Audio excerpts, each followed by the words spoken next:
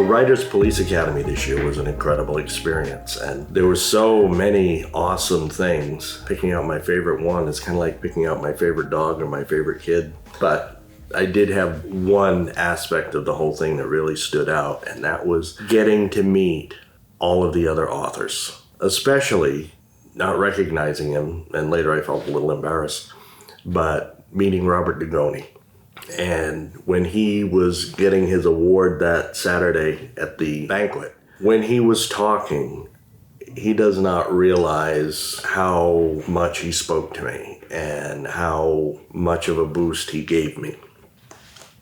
And it wasn't just, giving me a shout out and saying that it was an incredible experience meeting the Wolfman and Santa in the same person in the backseat of a police cruiser. Yeah, long story. But when he was talking, he illustrated to me something that I had always kind of felt, but really thought it was just my own coloring.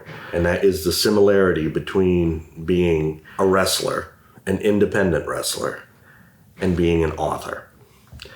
Because when I was a wrestler, I was what was known as an independent, meaning I did not belong to any of the major federations. I didn't work for the WWF, later the WWE.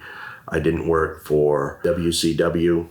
I didn't work for ECW or any of the really big ones. I was independent. I could go wherever I wanted. Whenever a promoter wanted to book me, I could go there. Well, I'm a self-published author, and I've had a lot of people that were supposed to kind of be on my side and be helping me with this. When I happened to, tell somebody, look, I'm a writer, and they would cross their arms and look at me and says, oh, you're a writer? Have you been picked up by a publisher? Have you been on a bestseller list? Does anybody know about you? Or do you have the stuff in your garage?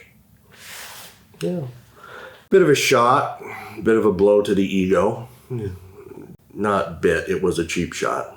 I always kind of was hesitant after that to say that I was a writer because I wasn't paying my bills with it. I get some residuals, I get some royalties from the publishers. Listening to Robert Dugoni talk, a man who's been on the New York Times bestseller list and the LA Times bestseller list, and, is well respected, saying only about 1% of all the writers out there are going to make a living at it. And that hit me because in wrestling, for every John Cena, Roman Reigns, Randy Orton, Hulk Hogan, Roddy Piper, Randy Savage, there are thousands of other people that have to either book themselves to the point of exhaustion to make a living at it, or they have to have a second job. And that was a category I fell into. I took a lot of bookings, but I also had a second job. But it doesn't change the fact that I was a wrestler, and the fact that I might not be on the bestseller list yet, and I might not have any major endorsements or been picked up by a movie company yet, doesn't mean that I'm not a writer. I can sit down every day in front of that computer. I can look at a blank screen and not be intimidated. I can take characters that are just kind of existing in my own imagination, and I can bring them to life. I can make them multi-dimensional people, and I can give them somebody else to read, and they become friends with them, or they become enemies with them, or they share the experience, or something somehow speaks to them. It either inspires them or it gives them the chance to just get away from their humdrum life, their troubles and everything for a few minutes as they just enjoy reading that book and that story. So Robert Dugoni has become one of my favorite people now.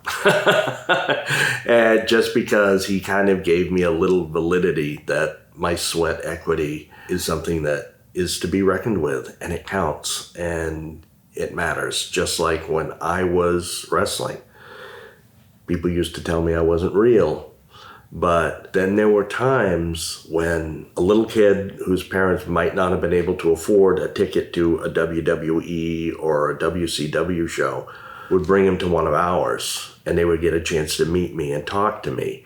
And it was a one-on-one experience, which they probably wouldn't have gotten with the bigger stars because it was just been, too many other people wanted to see him. So maybe I didn't get put on the cover of a wrestling magazine, but I was a hero for a lot of little kids. Maybe I haven't been on the bestseller list yet, but I have found out that I am the favorite author of a lot of people. And all of that kind of gives me the encouragement to keep going. So it was definitely worth the trip. And I had such a great time out there that not even a flock of seagulls was able to mess it up.